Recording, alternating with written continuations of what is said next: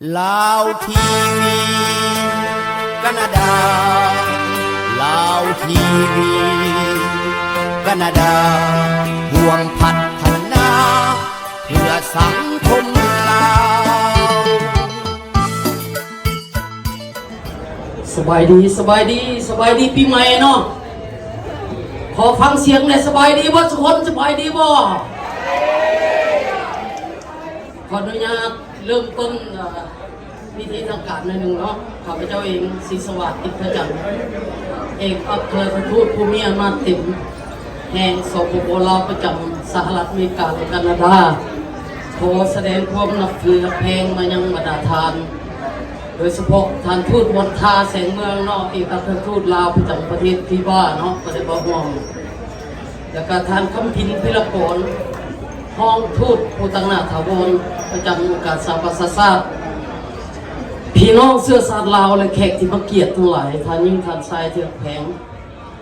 ในคำคืนวันนี้ก่อนอื่นข้าพเจ้าขอแสดงความยินดีต้อนรับบรรดาท่านเนาะที่เสียสละเวลาอันมีค่าเข้าร่วมในงานฉลองปีใหม่ 2568 ปีมะเส็งปีงูในปีนี้เนาะที่สถานทูตลาววอชิงตันดีซีในมื้อนี้ถึงแม้ว่าวันขึ้นปีใหม่พศ 2568 หากเขาผ่านพ้นไป2 อาทิตย์กว่าแต่ก็ยังนอนอยู่ในบรรยากาศแห่งการฉลองปีใหม่ลาวอยู่ในบรรดาหลักต่างๆทั้งในสหรัฐอเมริกาและแคนาดาของชุมชนชาติลาวเนาะฉะนั้นสถานทูตจึงได้กำหนดเอามื้อนี้เป็นมื้อจัดงานเฉลิมฉลองปีใหม่เพราะเห็นว่าหลายภาคส่วนได้มีความสะดวกหลายประการและพี่น้องคนเสื้อชาติลาวจากบรรดารัฐต่างๆก็มีความพร้อมสิ่งสำคัญไปกว่านั้น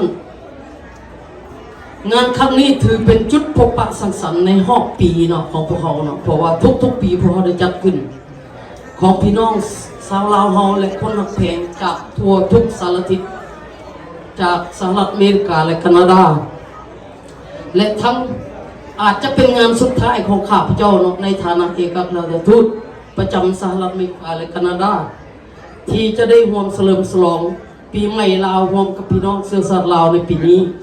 ทั้งนี้ก็ย้อนมาเป็นปีสุดท้ายของการปฏิบัติหน้าที่ในวาระ3 ปีของข้าพเจ้า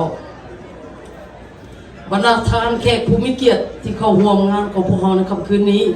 ประกอบมีหลายภาคส่วนพอสมควรเนาะรวมคือดังที่ข้าพเจ้าได้รายงานเบื้องต้นคือทูตวันทาแสงเมืองเนาะเชิญท่านทูตวันทาเอกอัครราชทูตลาวประจำกุยบ้าเนาะก็ได้มาร่วมท่านคำพินพิรกรห้องทูตผู้ตั้งหน้าถาวรประจำการสาประชาชาติก็ได้มาร่วมท่านผู้เงินศรีอนุทัยและท่านคำพุยมณีแสงกรรมการศูนย์กลางแนวราชศาสตร์ประจำสหรัฐอเมริกาและแคนาดาก็มาร่วมเนาะที่สำคัญเลยครับบ่ได้เป็นพี่น้องเสื้อชาติลาวจากหลายกว่า35 หลักเนาะมื้อนี้เนาะทั่วสหรัฐอเมริกาขอยินดีต้อนรับเนาะซึ่งประกอบมีสมาคมและเผ่าต่างๆของชาวลาวเนาะรวมทั้งเผ่าขมุลาวลุมแล้วก็เราสูงของพวกเราเนาะนอกนั้นก็ยังมีอดีตผู้สำคัญทั้งหลายอดีตเอกอัครราชทูตอเมริกาประจำลาวเนาะจำนวนหนึ่งที่ข้าพเจ้ายังบ่เห็นแต่ว่ามีหลายสื่อที่จะเข้าร่วมในมื้อนี้แล้วก็มีผู้ต่างหน้าจากองค์การ Legacy of War เนาะและก็สำคัญกว่านั้นมีนักกีฬากอล์ฟนักธุรกิจที่ฮักแพงเดินทางมาจากสปป.ลาวจากบรรดารัฐต่างๆทั้งสหรัฐอเมริกาและแคนาดาหลายกว่า80 คนเนาะก็ได้เข้าร่วมในมื้อนี้ขอบใจ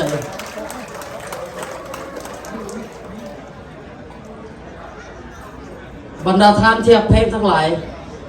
งานเฉลิมฉลองปีใหม่ลาวของพวกเราในปีนี้เป็นอีกปีหนึ่งที่มีความหมายสำคัญเป็นพิเศษ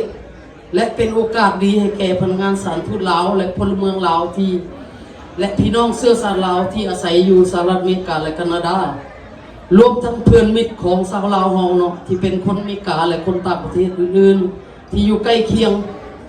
ทั้งอยู่ไกลและอยู่ไกลได้มาเข้าโฮมพบปะสังสรรค์แลกเปลี่ยนทักทายสบายดี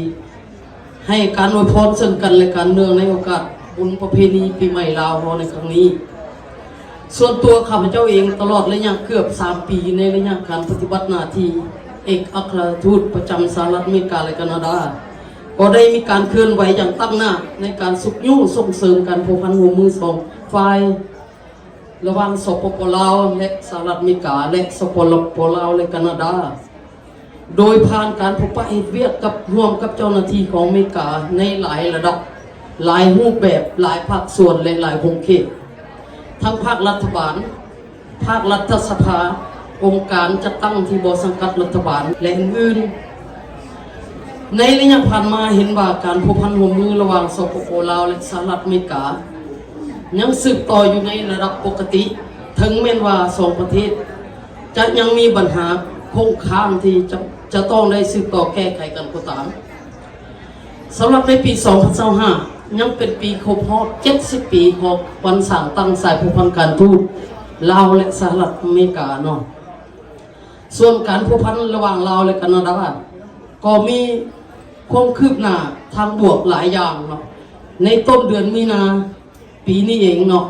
ทางเบื้องแคนาดาได้ประกาศเปิดห้องการสถานทูตเนาะเปิดสถานทูตของตัวเองและจะแต่งตั้งเอกอัครราชทูตของแคนาดาไปประจำอยู่นครหลวงเวียงจันทน์เนาะแต่ก่อนหน้านี้เนี่ยมัน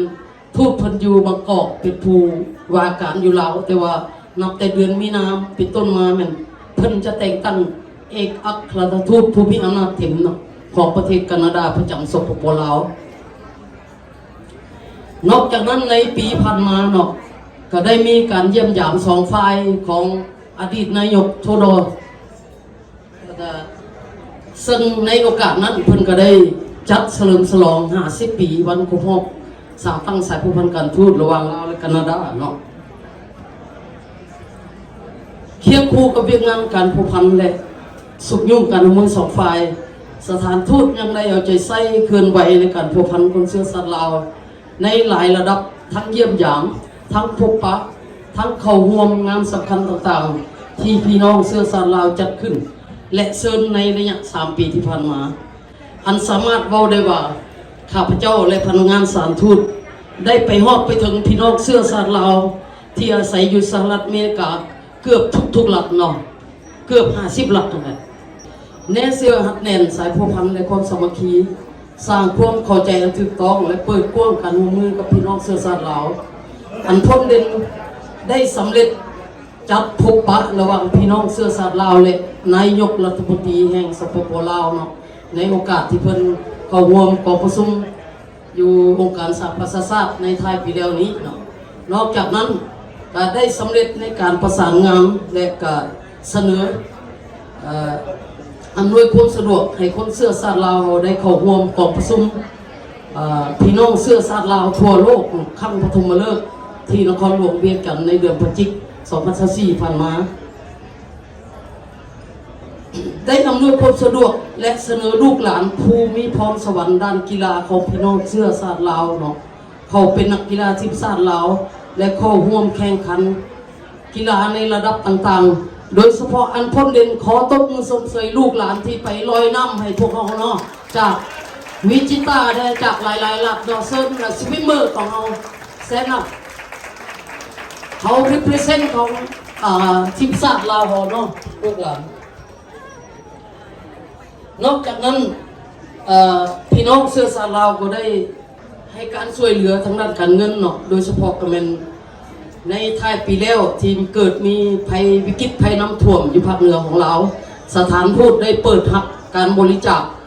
เพียงภายในอาทิตย์เดียวสามารถระดมเงินได้20,000 เหรียญเนาะอันนั้นก็เห็นว่าน้ำใจของคนลาวเขาแท้ๆเนาะเขาเข้าใจผ่านการเคลื่อนไหวพบปะกับพี่น้องเชื้อสายลาวตลอดระยะ3 ปีผ่านมาข้าพเจ้ามีความหักแพงสนิทสนมอย่างใกล้ชิดเหมือนญาติพี่น้องและเห็นได้ตัวจริงว่าพี่น้องคนเชื้อสายลาวเฮาที่อยู่อเมริกาและแคนาดายามใดก็มีความคิดฮอดคิดถึงห่วงใยบ้านเกิดเมืองนอนและประเทศชาติของพวกเขาตลอดเวลาและมีความต้องการจะกลับคืนไปร่วมสร้างสรรค์และพัฒนาประเทศชาติให้เจริญรุ่งเรืองและเจริญก้าวหน้าสิ่งที่เห็นได้ประจักษ์ตาในการช่วยเหลือในการจัดงานฉลองปีใหม่พวกเขาในแต่ละปีใน3 ปีเนาะ พวกเขาได้รับการสนับสนุนอุปถัมภ์และช่วยเหลืออย่างฮอกดันจากพี่น้องคนเสื้อสาดเราบว่าทางด้านวัตถุปัจจัยเพื่อแห่งเงินคำเนาะถือว่างานในทุกๆปีมันได้อิงอาศัยใส่การช่วยเหลือของพี่น้องเสื้อสาดเรายังมีผลสำเร็จขอตบมือสมเสยเนาะข้าพเจ้าขอยกตัวอย่างจำนวนหนึ่งของบางบริษัทที่ได้เอาใจใส่ช่วยเหลือก็คือท่านอเนกอักษรประธานบริษัทสล็อตที่เคยประกอบส่วน2 ปีซ้อน 5,000 เหรียญเนาะทุกๆปีเลยเนาะใจอะไรนอกนั้นก็ยังสิ่งที่ขาดบ่ได้เลยก็คือสมาคมเนาะก็คือลาว Golf Association District of Columbia เนาะประธานใหญ่จันสมรพวกเขาเนาะขอขอบใจหลายๆเลยทีมงานของเพิ่นได้ช่วยทุกๆปีเลยเนาะมีบริษัทเบียร์ลาวก็เป็นผู้อุปถัมภ์พวกเขาตลอดเนาะนอกจากนั้นก็สมาคมใจดีเนาะต้องมือสมเสยสมาคมใจดีของเขตนี้แน่เนาะที่เพิ่นได้ช่วยสมาคมเผ่าขมุเนาะสหพันธ์ขมุแห่งชาติประจำสหรัฐอเมริกาเนาะนอกจากนั้นก็ท่านผู้เงินเชียวโนไทยแล้วก็ทีมงานลาวทีวีแคนาดาเนาะก็ได้มาร่วมแล้วก็ประกอบส่วนทุกๆปีเลยเนาะครอบครัวของนักกีฬาว่ายน้ำเนาะนำโดยท่านนางกุลทองเดอะสวาเกอร์และคณะเนาะก็ได้ประกอบส่วน 1,200 เหรียญสำหรับปีนี้เนาะดร.อมาลาคันเทรลเนาะจากเมืองแจ็คสันวิลล์รัฐฟลอริดาก็ได้ส่งเงินมาประกอบส่วนท่านเจฟและนางเครือเบิร์กเนอร์เนาะจากวิสัยแล้วมาแต่แคลิฟอร์เนียเพิ่นก็ได้ประกอบส่วนขอบใจหลายท่านนักคิดและนางเครือเนาะที่ว่าเจ้าของอู่ซ่อมแปลงรถเนาะไม่ได้เล่นห้องนี่ก็ได้ช่วยเหลือเนาะและภาคส่วนอื่นๆเนาะขอบคุณขอบใจบรรดาแห่งกำลังใจและการช่วยเหลือทั้งหมดเนาะขอตบมือสมเสยด้วย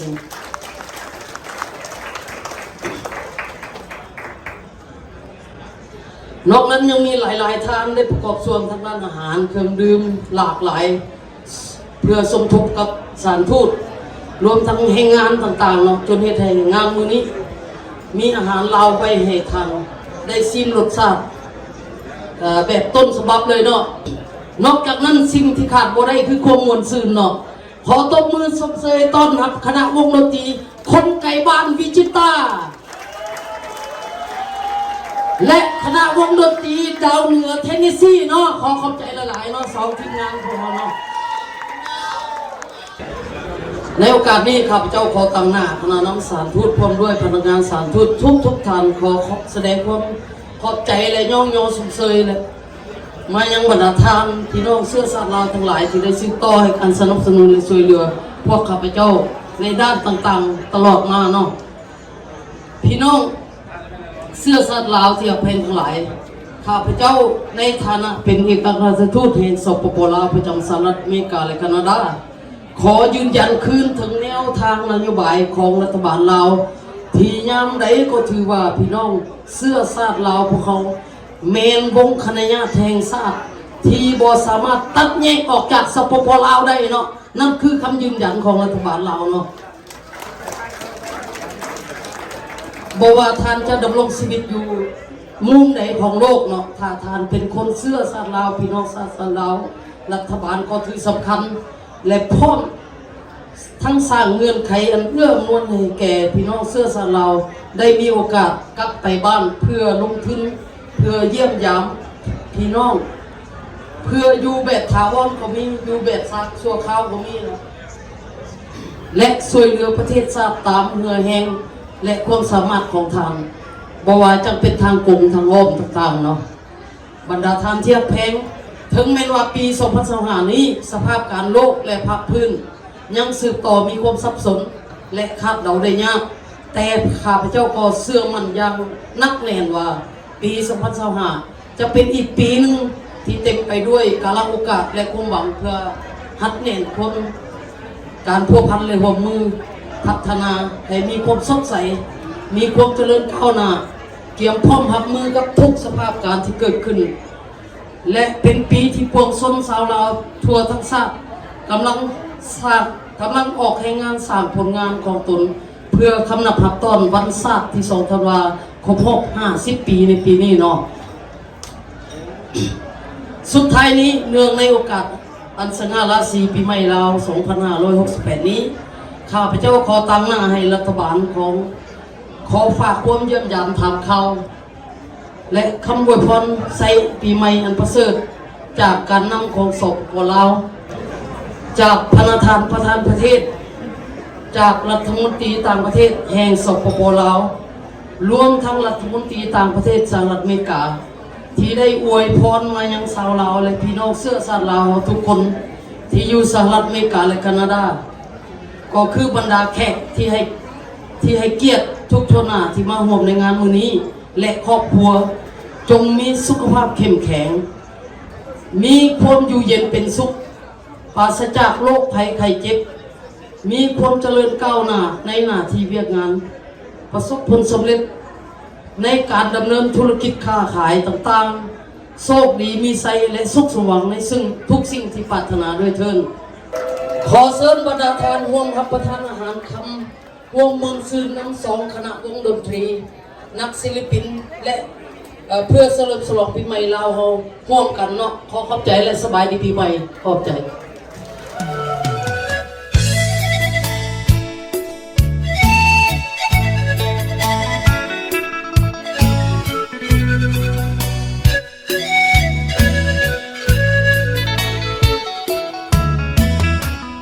เหมือนเหือล่องไปกลางสายทาลาลาวทีวีแคนาดากำเนิดเกิดมาด้วยศรัทธาใจด้วยความมุ่งมั่นบากบั่นให้ถึงจุดหมายทีมงานกลุ่มลุมสุมใส่ไก่ไก่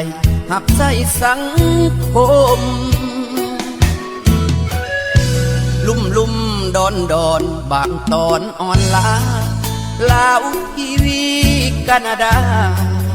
ฟันฝ่าท่ามกลางคืนลมท้อแต่บ่ถอยหวังคอยคะแนนนิยมคำเห็นตำหนิติชมขอกราบด้วยความยินดีนานนับปีลาวทีวีแคนาดายอมเสีย